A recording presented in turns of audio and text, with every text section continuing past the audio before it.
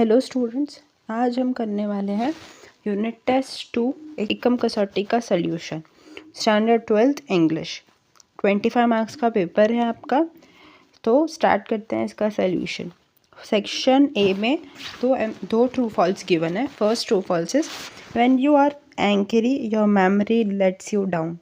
तो आपने चैप्टर पढ़ा होगा, उसके अंदर आपको समझ में आया होगा, ये लाइन मेंशन है कि व्हेन यू आर एंग्री, जब आप गुस्से में होते हैं तो जो आपकी मेमोरी है, ठीक है, जो आपकी याद शक्ति है वो कम हो जाती है। तो ये एकदम सही बात है, इसलिए इसका आंसर क्या होगा? True. Next, when we breathe there is a huge movement in the cranial bones. Cranial bones क्या होती है? ठीक है, जो हमारा स्कल होता है, ठीक है, हमारे दिमाग की जो हड्डियाँ होती है उसको कहते हैं क्रैनियल बोन्स। तो बोला गया है कि जब हम सांस लेते हैं, व्हेन वी ब्रीथ, ठीक है, जब हम सांस लेते हैं तब क्या बहुत ज़्यादा ह्यूज मतलब होता है बहुत बड़ा मूवमेंट होता है, मतलब हलन चलन होता है हमारी दिमाग की हड्डियों में। तो आंसर है गलत, बिकॉज रीड 2 में लिखा हुआ है व्हेन वी ब्रीथ, जब हम सांस लेते हैं बहुत ही छोटा स्मॉल माइक्रोस्कोपिक मूवमेंट होता है। कहाँ पे?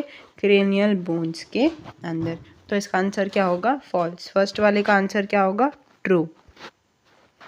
सो आगे बढ़ते हैं वोकैबुलरी की तरफ। हमारे नियरेस्ट मीनिंग क्या है? फर्स्ट है हमारे पास ऑसम। ऑसम मतलब होता है बहुत अच्छा, शानदार, ठीक है। तो इसका आंसर होगा करेक्ट अमेजिंग। अमेजिंग का मतलब होता है बहुत अच्छा, ठीक है। Amazing person, amazing thing. Fragrance मतलब होता है खुशबू। स्टेमिना मतलब होता है ताकत। तो इसका right answer would be amazing. Next है कंसील। कंसील का मतलब होता है छुपाना, किसी चीज़ को छुपा के रखना, ठीक है। तो इसका आंसर होगा हाइड। लूज़ नहीं होगा, लूज़ मतलब हार जाना। लॉस्ट भी नहीं होगा। ओवरकम मतलब किसी चीज़ से बाहर आना, उभरना, वो होता है ओवरकम। तो इसका right answer will be hide, क्योंकि कंसील का मतलब होता है छुपाना। आगे बढ़ते हैं हमारे फंक्शंस की तरफ। फिफ्थ क्वेश्चन है स्वाति। स्वाति बोल रही है अनु से, क्या बोल रही है? How is your new school? तुम्हारा न्यू स्कूल कैसा है? अब जो हमें ये सेंटेंस ढूंढना है इन चारों में से, वो है कंपैरिजन वाला सेंटेंस। पहले क्या होता था? पहले आप मतलब जो फंक्शंस होते हैं उसमें दो चीज़ें होती है, या आपको ऑप्शंस मिलेंगे, आपको चूज़ करना है, या फिर आपको बताया जाएगा कि सेंटेंस जो है वो कंपैरिजन है, ठीक है, कॉन्ट्रास्ट, एक्सक्लेमेशन है, सपोजिशन है, क्या है वो आपको बताना है खुद से। तो इसमें क्या आपको दिया हुआ है? कंपैरिजन, ठीक है। तो आपको बताना है ये चारों में से कौन सा सेंटेंस जो है वो कंपैरिजन की तरफ है। कंपैरिजन क्या होता है? कंपेयरिंग मतलब होता है तुलना करना, किसी भी चीज़ का तुलना करना, उसे कंपेयर करना। तो अभी इसमें अपन को कंपैरिजन वाला सेंटेंस ढूंढना है। अब जो फंक्शंस होते हैं वो अगर आपने वो ढंग से समझे होंगे तो उसमें एक चीज़ है। क्या चीज़ है? अगर मुझे कंपैरिजन वर्ड चाहिए, ठीक है, मतलब कंपैरिजन सेंटेंस चाहिए, तो उसमें मेरे पास 3-4 शब्द होंगे, ठीक है, जो हमको लर्न करने हैं। अगर ये सारे शब्दों का इस्तेमाल किया जा रहा है, मतलब वो सेंटेंस कौन सा है? वो सेंटेंस कंपैरिजन वाला है। कंपैरिजन में सेंटेंस में क्या क्या चाहिए होता है? अपन को एज सून एज चाहिए, ठीक है, ER, मोर, ठीक है, मोर चाहिए, मोस्ट चाहिए, ER EST, सारे कंपैरिजन की तरफ बताते हैं, ठीक है। सुपरलेटिव कंपैरेटिव डिग्री है ये। तो अपन को चेक करना है कि इसमें कहाँ पे दिया हुआ है एज सून एज, ठीक है, मोर दिया हुआ हो, ठीक है, या मोस्ट दिया हुआ हो, या ER या EST लिया हो, ठीक है। अगर अपन को ये मिल जाता है तो वो अपना कंपैरिजन वाला सेंटेंस होगा। या सेकेंडली आप समझ भी सकते हो, अगर आप सेंटेंस रीड करो, अगर आपको लग रहा है ये तुलना वाला सेंटेंस है तो ये कंपैरिजन वाले में आ जाएगा। तो पहले क्या लिखा? It is not as good school, यह है पहला ऑप्शन। सेकेंड है it is near to my house. तो ये तो सिंपल सेंटेंस, इसमें कुछ कंपैरिजन है नहीं, ठीक है। It is not as good school, ये अच्छा स्कूल नहीं है, ये मेरे घर के बाजू में है। Very few schools are good as this one, मतलब बहुत ही कम स्कूल जो है वो बहुत अच्छे हैं इस जैसे। It is beautiful than any other school in our area. तो अब इसके अंदर क्या है? यहाँ पे ऑप्शन करेक्ट है, ऑप्शन नंबर सी, क्योंकि इसमें क्या वर्ड यूज़ हो रहा है? As good as. तो ये बता रहा है कंपैरिजन कि बहुत ही अच्छा है दूसरे स्कूलों से। देन अगर अपन बोलें कि हम क्यों डी वाले को नहीं ले रहे हैं, तो जो हमारा डी है वो क्या? It is beautiful then any other school in our area, ये ब्यूटीफुल है कोई भी स्कूल हो हमारे एरिया में उससे, बट इसमें एक शब्द मिसिंग है, दैट इज़ मोर, क्योंकि ब्यूटीफुल में ब्यूटीफुलर नहीं होता, ब्यूटीफुलेस्ट नहीं होता, इसमें मोर या मोस्ट लगता है, तो इसमें लगना चाहिए इट इज़ मोर ब्यूटीफुल, बहुत ही अच्छा है, then any other school in our area. तो ये कंपैरेटिव डिग्री में जाता है, बट ड्यू टू यहाँ पे मोर नहीं है, इसलिए राइट आंसर होगा ऑप्शन नंबर सी। आगे बढ़ते हैं 6th की तरफ। हरित कह रहा है how kindly the doctor treats the patient, exclamation. ठीक है, तो ये सेंटेंस कैसा है, ये सेंटेंस है एक्सक्लेमेटरी, इसको आपको कन्वर्ट करना है सपोजिशन में। सपोजिशन क्या होता है, आप सपोज कर रहे हो, तो जब भी सपोजिशन सेंटेंस में कन्वर्ट करना होता है, या जो भी सपोजिशन वाला सेंटेंस होता है उसमें आपको ये वर्ड ज़रूर देखने मिलेगा, that is as if. As if शब्द होना ही चाहिए। तो यहाँ पे देखिए उमंग बोल रहा है he treats them like he is the master of his profession. जो उमंग है वो कह रहा है कि डॉक्टर जो है वो ट्रीट करते हैं जैसे वो अपने प्रोफेशन के मास्टर हो, तो ये सपोजिशन नहीं है इसके अंदर। ठीक है, next he treats them as if he were their master. तो क्या वर्ड आ गया, as if. As if word आया मतलब ये सपोजिशन है, तो answer would be option B. ठीक है, he treats them very kindly, doctor जो है इनको अच्छी तरह काइंडली ट्रीट करते हैं। He treats them as he like to be, तो ये गलत होगा बिल्कुल भी। तो अब इसके अंदर क्या है, जो फंक्शंस है उसके लिए आपको कुछ कुछ पता होना चाहिए कि कौन से वर्ड्स यूज़ किए जाते हैं कंपैरिजन में, कॉन्ट्रास्ट में, एक्सक्लेमेशन में, सपोजिशन में। तो ये वर्ड्स अगर आपको पता हैं तो आप इसको आराम से सॉल्व कर सकते हैं, और आपने स्कूल में फंक्शंस किया ही है। ठीक है, तो आई होप आपको ये समझ में आ रहा होगा कि कैसे हम सपोजिशन में हमें एज इफ मिलता है तो उसका करेक्ट आंसर है। अगर आपको नहीं पता है, अगर आपको सपोजिशन के अगर आपको वीडियो चाहिए फंक्शंस के लिए तो आप कमेंट सेक्शन में डाल सकते हैं, तो एक फंक्शंस की अलग से वीडियो बन जाएगी जहाँ पे आपको सब एक्सप्लेन किया जाएगा कि कंपैरिजन हो, ठीक है, कॉन्ट्रास्ट हो, सपोजिशन हो, अलग अलग चीज़ें में क्या क्या वर्ड यूज़ होने चाहिए, क्या क्या कैसे सेंटेंस बनेगा। ठीक है, नेक्स्ट बढ़ते हैं आगे सेक्शन बी की तरफ। क्या है सेक्शन बी में, एक पैराग्राफ गिवन है आपके यूनिट से। क्या है paragraph, mind, emotion and body are all closely link and always work together. ये तीनों चीज़ें आपस में इंटरलिंक है, मतलब आपस में जुड़ी हुई है एक दूसरे से और हमेशा एक साथ काम करती है। It help you distinguish them more clearly if you try to understand them separately.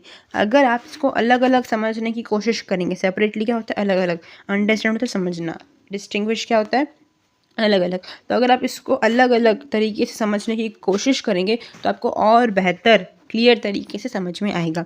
आपकी जो मेंटल कैपेसिटी है वो ही आपकी एबिलिटी है, मतलब आपकी जो मानसिक क्षमताएं हैं, ठीक है, वही आपकी एबिलिटी है किसके लिए, टू कंसंट्रेट, ध्यान देने के लिए, to take in new information, नई इन्फॉर्मेशन को अपने अंदर प्राप्त करने के लिए, ओल्ड इन्फॉर्मेशन को याद रखने के लिए, ठीक है, और नई इन्फॉर्मेशन को भी याद रखने के लिए, and to be in a position to think logically, और एक ऐसी स्थिति में आना जहाँ पे आप लॉजिकली सोच रहे हो, ठीक है, बिना इमोशन के, कोई इमोशन इसमें इन्वॉल्व नहीं है, आप लॉजिकली इसको सोच रहे हो। You need your mental capacity in order to study, आपको आपकी मानसिक क्षमताएं चाहिए पढ़ाई करने के लिए, कुछ काम करने के लिए, ठीक है, टू वर्क, कुछ अच्छा काम करने के लिए, अच्छा काम होने के लिए, वर्केबल ऑर्डर, ठीक है, जो काम दिया गया है उसको कंप्लीट करने के लिए, अपनी लाइफ चलाने के लिए, ठीक है, and to make and retrieve information and to order to calculate, और इन्फॉर्मेशन को याद रखने के लिए और उसको कैलकुलेट करने के लिए कि अगर ये मैं करूँगा तो मेरे को ये रिजल्ट मिलेगा, ये कैलकुलेशन हमारे दिमाग में चलता रहना चाहिए। नेक्स्ट, अब इसका समझ लिया हमने पैराग्राफ, अब चलते हैं क्वेश्चन की तरफ। जो हमारा क्वेश्चन नंबर 7 है वो क्या बोल रहा है, how does our mental strength make us powerful. हमारी जो मानसिक शक्ति है, जो स्ट्रेंथ है, वो कैसे हमें पावरफुल बनाता है, ठीक है, कैसे हम मानसिक शक्तियों से पावरफुल, ताकतवर बन सकते हैं। तो इसका आंसर कहाँ से होगा, our mental strength make us powerful, कैसे, बाय कंसंट्रेट, ध्यान रखने से, to take in new information, नई इन्फॉर्मेशन लेने से, to remember old and new one, पुरानी और न्यू वाली इन्फॉर्मेशन को याद रखने से, ठीक है, ऐसी पोजीशन में आना जहाँ पे आप लॉजिकली सोच रहे हो बिना इमोशन के, ये सारी चीज़ें हमें पावर देती है, ठीक है, हमारी मेंटल स्ट्रेंथ, मानसिक शक्ति को बढ़ाती है। तो इसका आंसर होगा यहाँ से लेके लॉजिकली तक। देन आगे बढ़ते हैं, what work jointly for self identity, ठीक है, बोला गया है what works jointly for self identity, क्या काम करता है हमारी खुद की आइडेंटिटी के लिए, ठीक है, तो इसका आंसर होगा 3 words, mind, emotion and body. ये तीनों चीज़ें काम करते हैं, वर्क, ठीक है, काम करते हैं किसके लिए, हमारी खुद की आइडेंटिटी के लिए। सो यहाँ पे आई होप आपको ये पैराग्राफ समझ में आया होगा। मूविंग फॉरवर्ड चलते हैं नेक्स्ट पैराग्राफ की तरफ। क्या लिखा हुआ है? व्हेन वी ब्रीथ, जब हम सांस लेते हैं, there is microscopic movement of the cranial bone. अगर आप लोगों ने 5 to 10 मिनट्स पेपर रीडिंग में यूटिलाइज किया होगा तो आपको ये समझ में आया होगा कि जो ट्रू फॉल्स है उसका आंसर यहीं पे दिया हुआ है।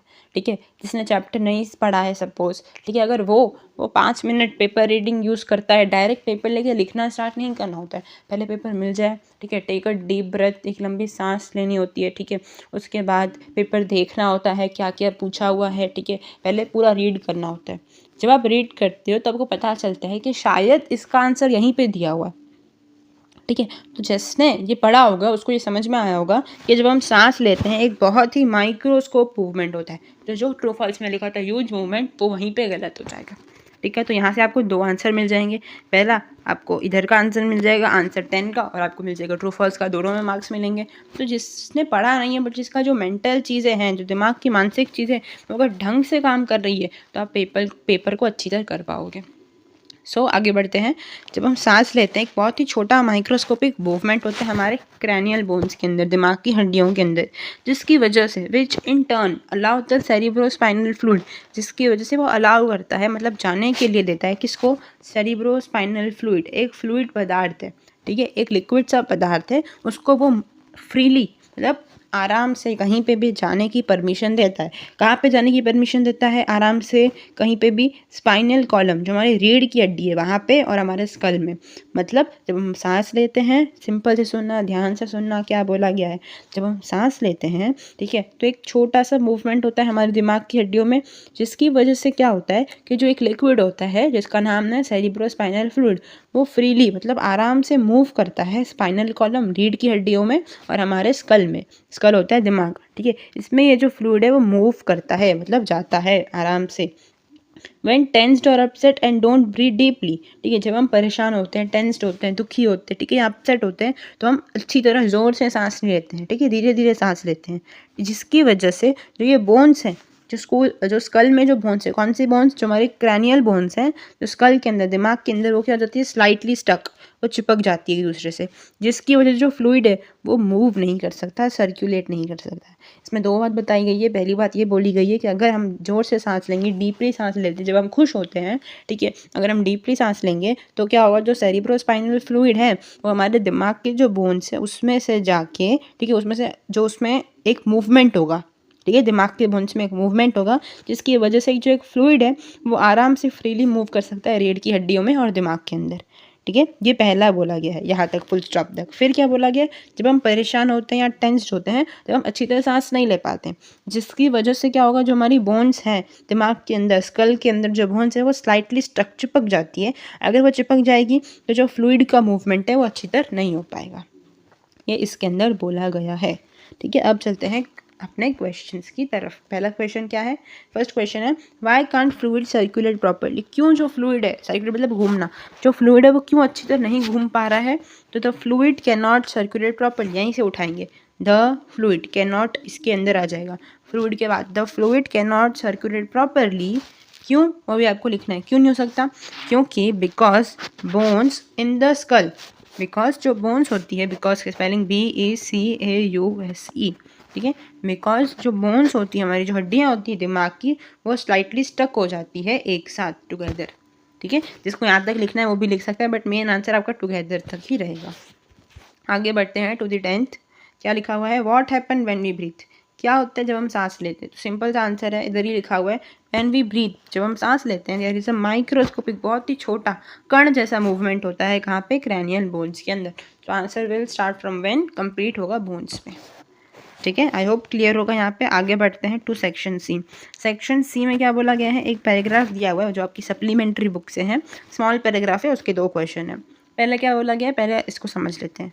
आई remember the day my mother asked that I write a last message from her to each member of the family. मतलब मुझे याद है जब मेरी मम्मी ने मुझे पूछा कि that I write a last message, कि क्या मुझे एक लास्ट मैसेज लिखना चाहिए हर फैमिली मेम्बर्स के लिए। ठीक है, I wrote through my tears. ठीक है, मैंने अपने जो आंसू थे उससे मैंने इसको लिखा।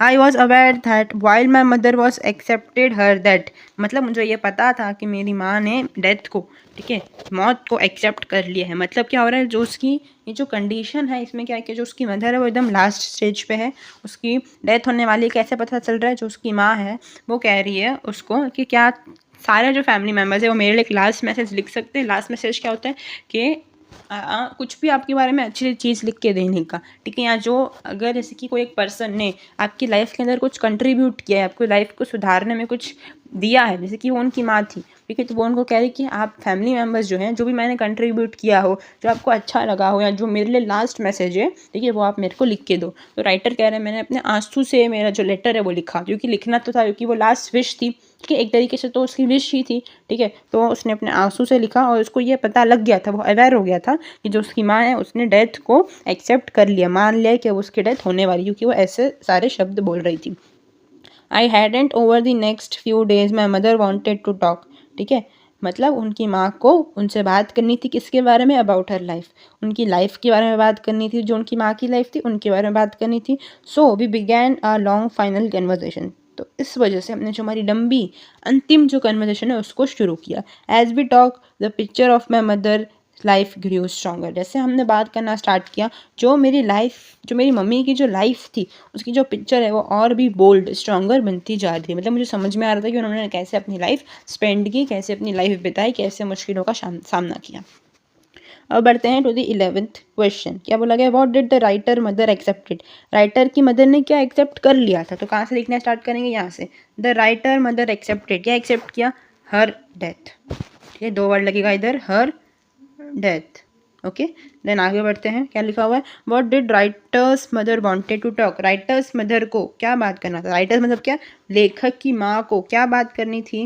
देखो इसके अंदर क्या लिखा हुआ है, पहले यहाँ से उठाएंगे, द राइटर्स मदर, ठीक है, फिर क्या लिखेंगे, राइटर्स मदर को क्या बात करनी थी, अबाउट हर लाइफ, उसकी लाइफ के बारे में।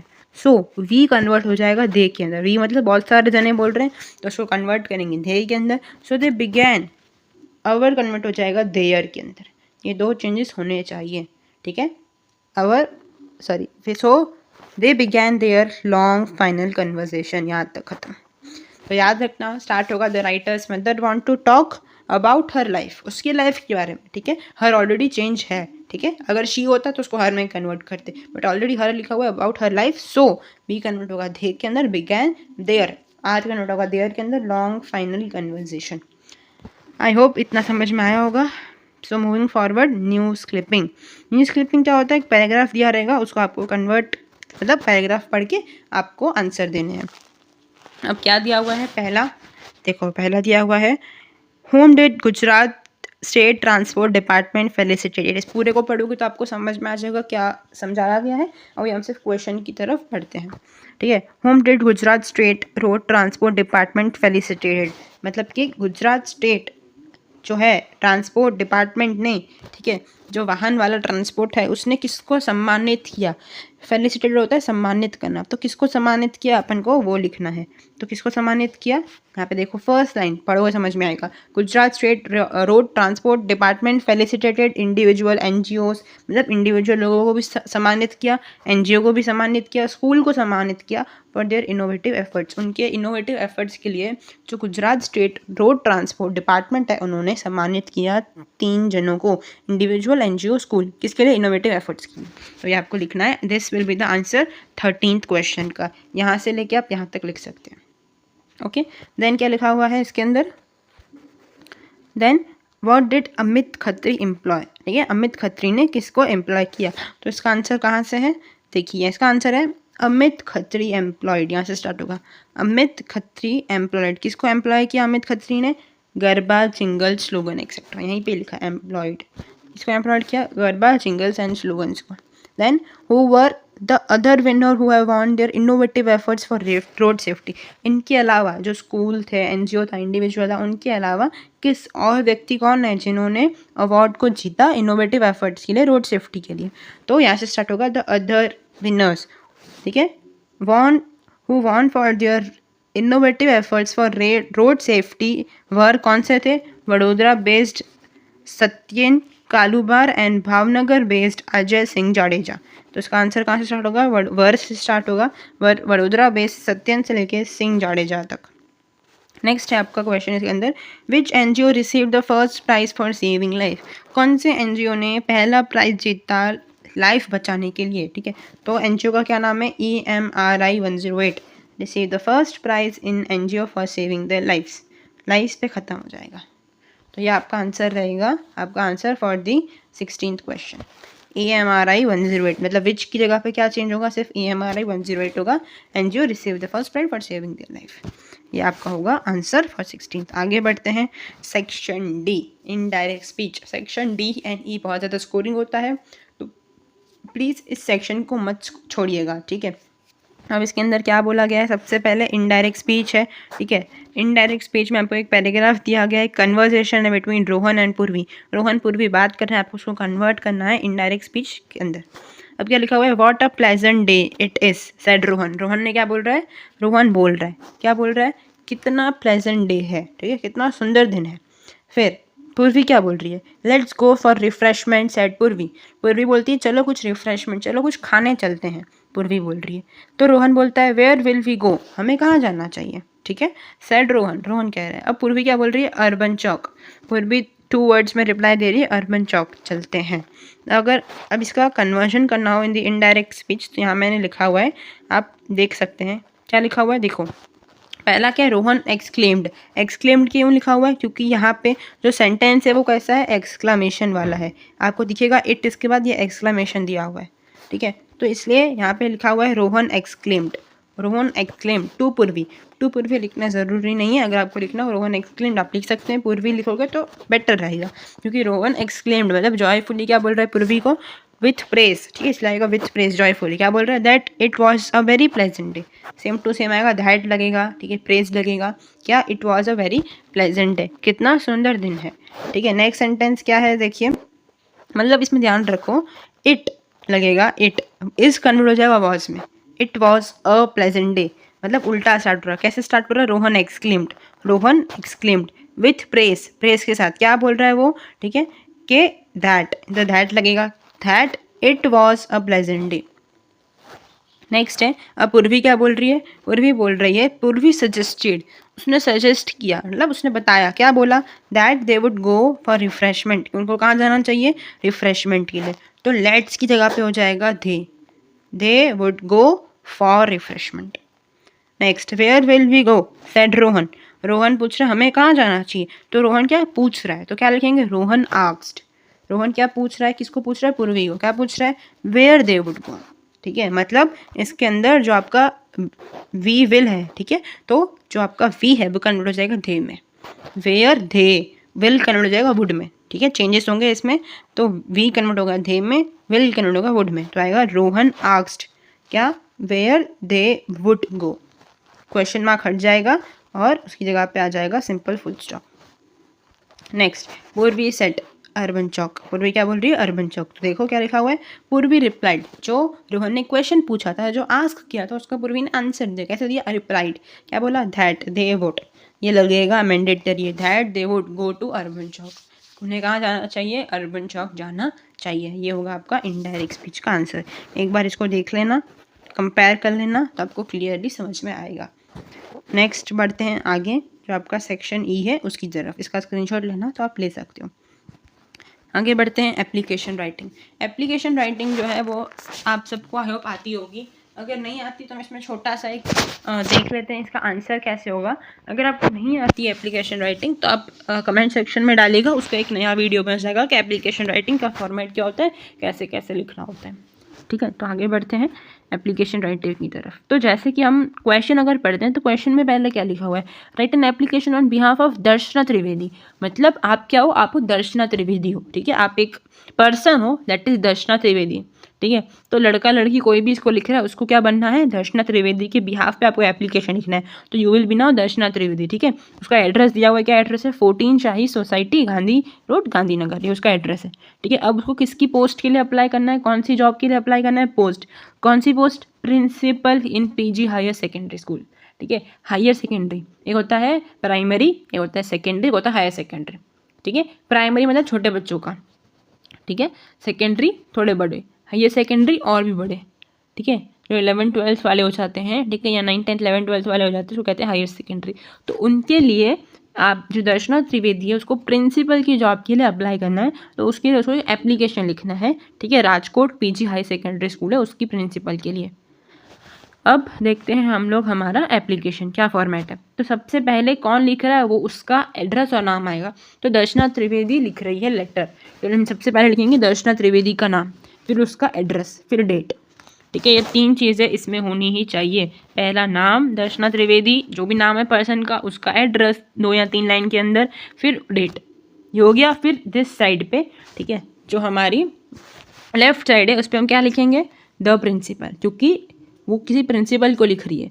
The principal PG higher secondary school, ठीक है, राजकोट। पिन कोड डालना, पिन कोड याद हो तो आप लिख सकते हो, तो आप इसमें लिखोगे। सब्जेक्ट में क्या लिखोगे, an application for post of principal, principal की पोस्ट के लिए। देन आपको एक लेटर जैसा होता है, लेटर वैसा ही लिखना है। तो सबसे पहले एक लेटर का फॉर्मेट होगा, ठीक है। फिर क्या लिखा हुआ, रिस्पेक्टेड मैम, सब कुछ वही है। पहले खुद का एड्रेस, फिर जिसको लिख रहे हो वो, फिर सब्जेक्ट, फिर रिस्पेक्टेड मैम या सर। क्या बोला गया है इसके अंदर, अब देखना जो यहाँ पे लिखा हुआ है ना, ये ऑलमोस्ट सबके अंदर सेम ही होता है जो ये कंटेंट, ठीक है। तो ये क्या लिखा हुआ है, with reference to your advertisement, जो आपने एडवर्टाइजमेंट डाला था न्यूज़पेपर के अंदर उसके रेफरेंस के मुताबिक, मतलब जो डाला था मैं उसको देख के लिख रही हूँ, तो उसमें से मैंने रेफरेंस लिया है, ठीक है। किसकी पोस्ट के लिए, और पोस्ट ऑफ प्रिंसिपल, प्रिंसिपल के लिए पोस्ट के लिए, ठीक है। I am applying for the same post, मैं उसी पोस्ट के लिए अप्लाई करना चाहती हूँ। मतलब ये लेटर में ये बता रही है दर्शना जी कि ये हम क्यों लिखते हैं यहाँ पे, क्योंकि हम बताना चाहते हैं कि हम वो एडवर्टाइजमेंट पढ़ के यहाँ पे आए हैं और जो आपने एडवर्टाइजमेंट में दिया था मैं उसके लिए अप्लाई करना चाहती हूँ, ठीक है। जो मेरा पर्सनल रिज्यूमे है, ठीक है, एजुकेशन क्वालिफिकेशन और जो मेरी एक्सपीरियंस है वो मैं नीचे दे रही हूँ। फिर इतना लिख लिया, उसके बाद अपन को देना है पर्सनल डिटेल्स। पर्सनल डिटेल्स में ऐसे ही लिखना है, यही फॉर्मेट होना चाहिए। लिखना है फुल नेम, क्या लिखोगे, दर्शना त्रिवेदी। एड्रेस, जो एड्रेस दिया हो सेम कॉपी करना है। बर्थ डेट, अब ये याद रखना है कि जो दर्शना त्रिवेदी है वो एज अ प्रिंसिपल की पोस्ट के लिए अप्लाई कर रही है, तो ये जो बर्थ डेट होगी, ठीक है, ठीक है, ये सब खुद का लिखना है, ठीक है, ओन बनाना है, दिया हुआ नहीं है अपन को। तो अपन को ये याद रखना है कि अगर वो प्रिंसिपल की पोस्ट के लिए अप्लाई करिए मीन्स उसकी एज मिनिमम 40-45 होगी, ठीक है। 40 से लेके 50 के बीच में उसकी होगी, या 43 से 50 के बीच में उसकी एज होगी, ठीक है। तो उस हिसाब से आपको एज लिखनी है। तो 1995 लिखो, 1994 लिखो, ठीक है, 1977 लिखो, कुछ भी लिखो, ये होना चाहिए। मतलब मेरे हिसाब से 1975 से लेके आप 1995 के बीच में आप लिख सकते हो। फिर क्या बोला गया इसके अंदर, देन लिखा हुआ है उसकी जो मदर टंग है वो क्या है, ज़रूरी नहीं मतलब जो प्रिंसिपल है वो ओल्ड एज का हो, कहीं कहीं पे न्यू एज के भी होते हैं, ठीक है। तो वो डिपेंडिंग, बट बर्थ डेट थोड़ी होनी चाहिए कि 30-40 के बीच में हो। फिर बोला गया है मदर टंग, मदर टंग मतलब उसको कौन कौन सी लैंग्वेजेस आती है, तो गुजराती, हिंदी, मराठी आप लिख सकते हो। उसकी हॉबी क्या है आप लिख सकते हो। नेशनलिटी इंडियन, ये चीज़ें होना मैंडेटरी है, ज़रूरी है। फिर इतना लिखने के बाद ये पर्सनल डिटेल्स थी, उसकी खुद की डिटेल्स। अब हम लिखेंगे एजुकेशनल क्वालिफिकेशन, ये सारी चीज़ें एक जॉब एप्लीकेशन में होना चाहिए, तभी पता चलता है कि जॉब एप्लीकेशन है, तभी सामने वाला पर्सन पढ़ के ये पता लगा पाएगा कि ये पर्सन जॉब के लिए अच्छा है कि नहीं, सूटेबल है कि नहीं।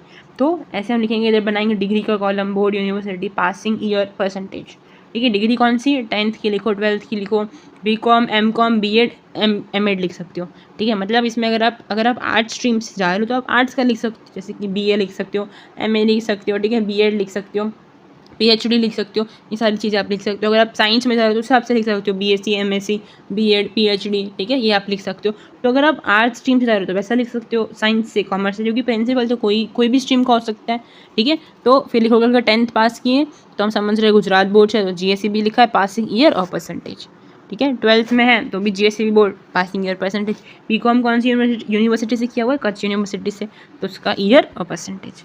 सेम B.Ed और M.Ed में गुजरात यूनिवर्सिटी लिखा है, फिर आप वहाँ से B.Ed M.Ed कर सकते हो। आपको ये थोड़ा नॉलेज होना चाहिए कि यूनिवर्सिटी कौन कौन से है, जो कौन से कहाँ से मतलब कोर्स होता है। जैसे कि B.Ed जो आपका BCom M.Com है उसके लिए कच्छ यूनिवर्सिटी होती है। 10th 12th हम GSEB बोर्ड से कर सकते हैं, CBSE से कर सकते हैं, स्टेट बोर्ड है हमारा GSEB, तो CBSE हो सकते हैं, तो ये अलग अलग बोर्ड्स हो सकते हैं, तो ये थोड़ा नॉलेज रख सकते हो, ठीक है। मूविंग फॉरवर्ड, अब हम लिखेंगे एक्सपीरियंस और रेफरेंस। एक्सपीरियंस क्या है, मतलब ये जो दर्शना त्रिवेदी है उन्होंने कहाँ पे काम किया, क्योंकि प्रिंसिपल पोस्ट पे आपको आपको आना है तो आपके पास कुछ एक्सपीरियंस होना चाहिए, आप डायरेक्ट प्रिंसिपल नहीं बन सकते हो।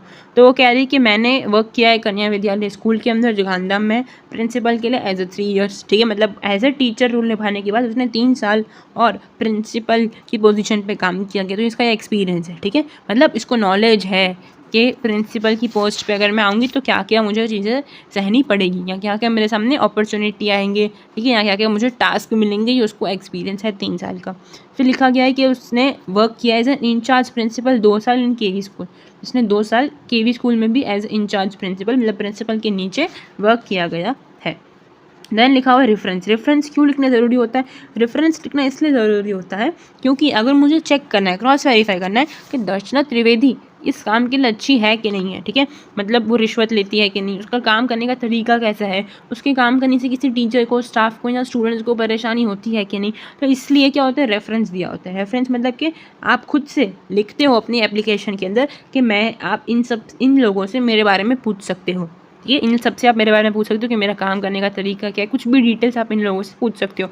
तो इसमें मेंशन किया गया है ललिता परमार, ठीक है, जो प्रिंसिपल है सनराइज स्कूल की, आप उससे बात कर सकते हो, ठीक है, जो पोदार स्कूल के प्रिंसिपल है आप उससे बात कर सकते हो, और भी आप 3-4 रेफरेंस दे सकते हो, आप किसी टीचर का नाम और दे सकते हो कि कौन सा स्कूल है, ठीक है, प्रिंसिपल का दे सकते हो, ट्रस्टी का दे सकते हो, तो ये आप रेफरेंस में दे सकते हो। अब इस रेफरेंस लिखने के बाद भी ख़त्म नहीं होता है, क्योंकि आपको एंडिंग तो देना, एंडिंग स्पीच तो आप दोगे ना, थैंक यू बोलोगे, ठीक है, ख़त्म करोगे अपने जो भी आपका एप्लीकेशन है उसको, तो ये पैराग्राफ भी लिखना बहुत ज़रूरी होता है। कुछ बच्चे क्या करते हैं, रेफरेंस पे छोड़ देते हैं, नहीं वो गलत बात है, फिर आपके मार्क्स कटेंगे उसके अंदर, आपको ये भी लिखना है। इसलिए जो जॉब एप्लीकेशन है उसका पैटर्न एक जैसा ही है, मतलब आपको जितने भी जॉब एप्लीकेशन आएंगे एज अ प्यून का, ठीक है, अगर आपको टेलर का आ गया जॉब एप्लीकेशन, टीचर का आ गया, ठीक है, डॉक्टर का आ गया, किसी का भी आपको आ गया, तो एप्लीकेशन फॉर्मेट यही रहेगा, ठीक है, आपको सब में यही लिखना है कि ये मेरा एजुकेशन क्वालिफिकेशन है, ये मेरा नाम है, सब कुछ यही, मैंने एडवर्टाइजमेंट देख के ये यहाँ पे ये मैं लेटर लिख रही हूँ, सब में सेम है, तो ये सब लर्न कर लेना पैराग्राफ।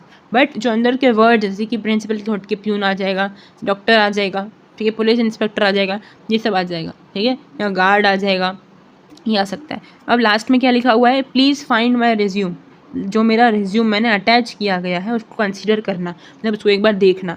मैं चाहती हूँ, I am looking forward to discuss with you, मैं चाहती हूँ कि मैं आपसे डिस्कस करूँ मेरी स्किल्स के बारे में, मेरे आइडिया के बारे में, मेरे विजन के बारे में, जो मैं अलाइन करती हूँ, जो मैं देख रही हूँ इस स्कूल के साथ, इस इंस्टीट्यूट के साथ, ठीक है, तो मेरा जो भी रिज्यूमे है उसको प्लीज़ एक बार कंसीडर करना, उसको एक बार देखना। Thank you for considering my application, thank you मेरा एप्लीकेशन देखने के लिए, कंसीडर करने के लिए, इस लायक समझने के लिए। योर सिंसियरली, उसका नाम दर्शना त्रिवेदी। ये चीज़ें आनी चाहिए आपके जॉब एप्लीकेशन के अंदर। क्या क्या चीज़ें आनी चाहिए? सबसे पहले लेटर का फॉर्मेट जैसा होना चाहिए, नाम, ठीक है, उसके बाद एड्रेस, फिर आएगा डेट, फिर किसको लिख रहे हैं वो, प्रिंसिपल को, पीजीआई सेकेंडरी स्कूल राजकोट, फिर सब्जेक्ट मैंडेटरी है, सैल्यूटेशन देना, रिस्पेक्टेड सर मैडम, फिर पैराग्राफ लिखना, फिर खुद की पर्सनल डिटेल्स देना, फिर एजुकेशनल डिटेल्स देना, फिर एक्सपीरियंस लिखना कि कहाँ उसका एक्सपीरियंस है, काम किया हुआ उसने, फिर रेफरेंस देना, ये 2 जनों या 3 जनों का मेरा रेफरेंस है, ठीक है, इनसे आप पूछ सकते हो। फिर थैंकिंग यू नोट देना और बोलना कि मेरे जो एप्लीकेशन है उसको कंसीडर करें, उसको एक बार ध्यान से पढ़ें, ठीक है, फिर थैंकिंग यू दे के या ख़त्म कर देना विथ योर सिंसियरली फेथफुली दर्शना त्रिवेदी। तो ये आपका था pattern of job application. I hope आप लोगों को समझ में आया होगा, ठीक है। इसकी मैंने PDF शेयर कर दी है, लिंक में हो जाएगी PDF शेयर, ठीक है, या टेलीग्राम या व्हाट्सएप ग्रुप पे आपको मिल जाएगी, ठीक है। आई होप समझ में आ गया होगा, ठीक है। Thank you all.